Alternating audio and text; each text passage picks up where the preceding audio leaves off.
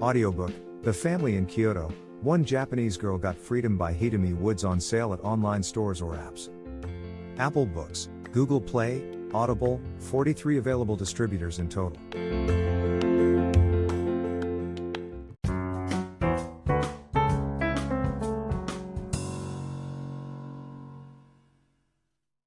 Puss in Boots. A miller died, leaving 3 sons to divide his fortune among them.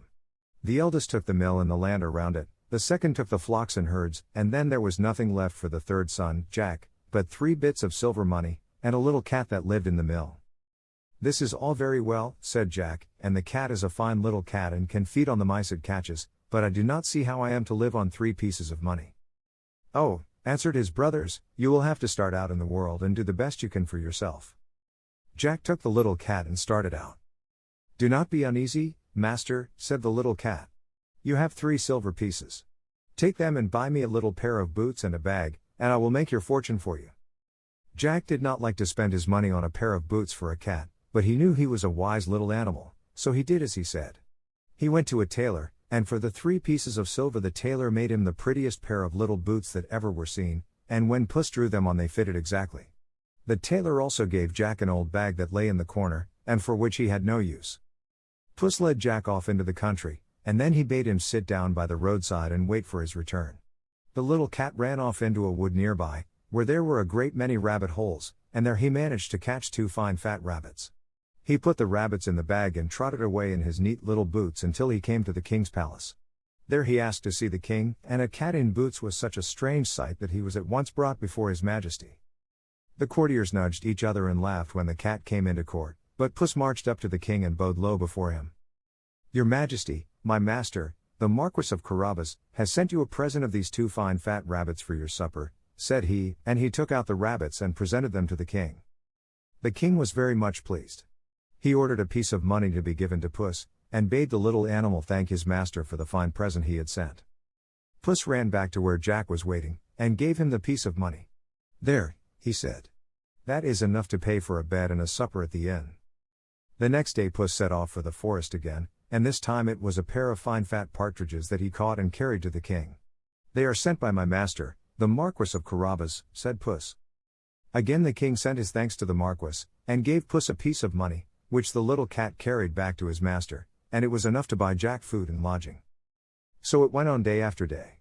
Every day Puss caught some fine game in the forest and took it to the king with the compliments of the Marquis of Carabas, and every day the king thanked the cat and gave him a piece of money. The king began to wonder who the Marquis of Carabas was and where he lived. He began to think the Marquis was a very generous fellow. One day the king went out for a pleasure ride with his daughter, and many of his court rode with him. Puss came in haste to his master. "Come quick," he cried. "We have done well enough so far, but the time has now come when I will make your fortune." The cat then led Jack to a river, where he knew the king would pass before long. He then bade Jack take off his clothes and hide them under a rock, and then stand in the river up to his neck. Jack did this, though the water was so cold it made him shudder, and he did not know how Puss was to make his fortune in this way. Puss waited until he saw his master well in the river, and then he ran to the road along which the king was coming. "Help! Help!" he cried. "Oh, help! My master, the noble Marquis of Carabas. He will surely drown." "What is the matter?" asked the king, stopping his coach, and the princess and all the courtiers listened. "Oh, your majesty!" cried the cat. "My noble master. He was attacked by robbers and they robbed him of everything and threw him in the river, and unless he receives help he will surely drown." The king was very much concerned. He at once sent courtiers to draw Jack out from the river and dress him in robes of velvet and satin and gold lace. Jack had never been so magnificently dressed before, and he looked a fine fellow indeed when he was brought to the king. His majesty was so pleased with Jack's looks that he made him get into the coach and sit beside him, and the princess was even better pleased with him than her father. Meanwhile the little cat had hurried on far ahead of the coaches. Presently Puss came to a field where the harvesters were harvesting the grain. Puss marched up to them scowling fiercely and bristling out his whiskers until he looked twice as big again. The harvesters were frightened. "Listen, men," cried Puss. "The king will soon come by this way with my master, the Marquis of Carabas riding beside him. If he should ask you to whom this grain belongs, answer that it belongs to the noble Marquis of Carabas. If you do not do this you shall be torn into pieces, and the shreds thrown into the river." The harvesters were more frightened than ever. They promised to do exactly as the cat bade them. Then Puss ran on until he met a drover driving a great herd of cattle. Him, too, he frightened so that he promised if the king asked him to whom the herd belonged, he would say to the noble Marquis of Carabas. A little farther on the cat met a shepherd with his sheep, and he also promised to say his flocks belonged to the Marquis of Carabas. So it went on. It seemed as though everything was to be claimed by the Marquis of Carabas. Now all these things really belonged to an ogre who was very rich and fierce and strong and terrible, and after a while Puss came to the castle where the ogre lived. The little cat was not afraid of ogres, however. He made his way into the castle and ran along into one room after another until he came to where the ogre was sitting. When the ogre saw the little cat in his fine shiny, creaking boots, he was so amused that he laughed aloud. He had never seen such a sight before. "And where did you come from, my fine little cat?" he asked. "Oh, from over the hills and far away." "And what do you want here?" "I only wanted to see you because everyone says you are the strongest and most wonderful ogre in all the world." When the ogre heard that, he was much pleased, for he was very vain. "Well, and now you have seen me, what do you think of me?" he asked. Oh, Puss thought he was a very wonderful ogre indeed. And was it true that he had magic powers, too? Yes, the ogre had magic powers. "Can you change yourself into animals if you choose? A lion or an elephant, for instance?" asked Puss. "Oh, yes, that was easy enough." "I should like to see you do that," said the cat. Well, the ogre was willing to oblige him. At once he turned himself into a lion, for he really had that power, and he was a very terrible-looking lion indeed.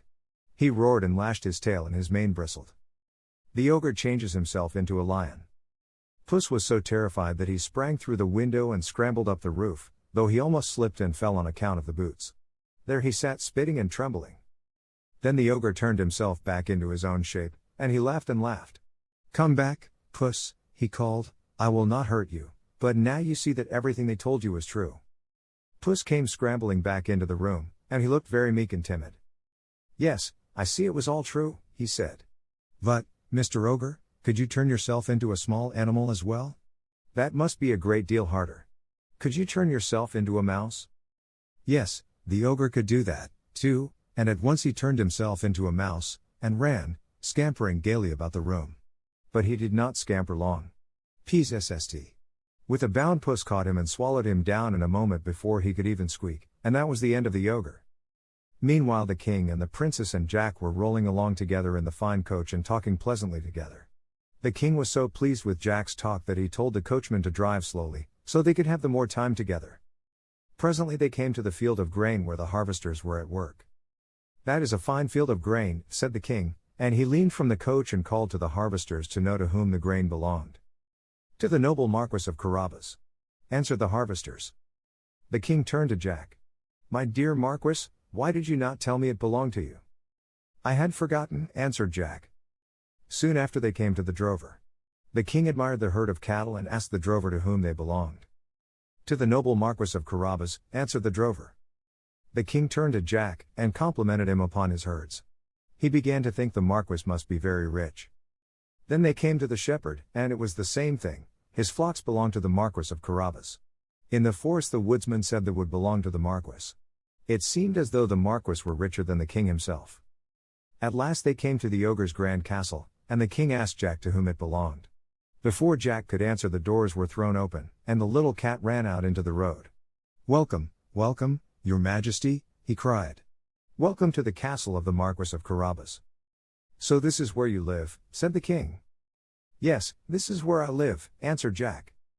The cat invited them to alight and led the way into a long dining hall. There the servants had prepared a magnificent feast, for now they, as well as the castle and everything in it, belonged to Jack. The king and the princess took their places at the table, and Jack sat between them. They ate and drank and feasted to their heart's content, and the king had never tasted more delicious food, and it was all served on golden plates far finer than those he ate from in his own castle. At the end of the feast the king turned to Jack and said, "My dear Marquis, you must be a very rich man." "I am so rich," answered Jack, "that I really do not know how much I have." "It seems to me," said the king, "that you ought to marry a princess, for no everyday girl would do for you." Yes, Jack would like to marry a princess, but it would have to be the right princess. "Then how would my daughter do?" asked the king. At that Jack was ready to jump out of his skin with joy, For the princess was so sweet and pretty that he loved her already. Yes, she would do better than anyone else in the world. And the princess did not say nay. So Jack went back with the king and the princess to his own palace, and then the princess and Jack were married, and lived happily ever after. The little cat lived in the palace with them, and always the softest cushion, and the warmest corner by the fire were left for him. As for Jack's brothers, when they heard of the good fortune that had come to Jack, and how he had won a princess for a wife, they wished they had kept Puss and given him the mill and the flocks and herds.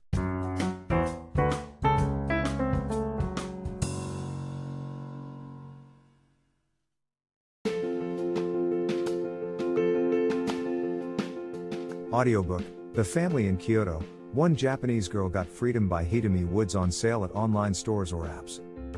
Apple Books, Google Play, Audible, 43 available distributors in total.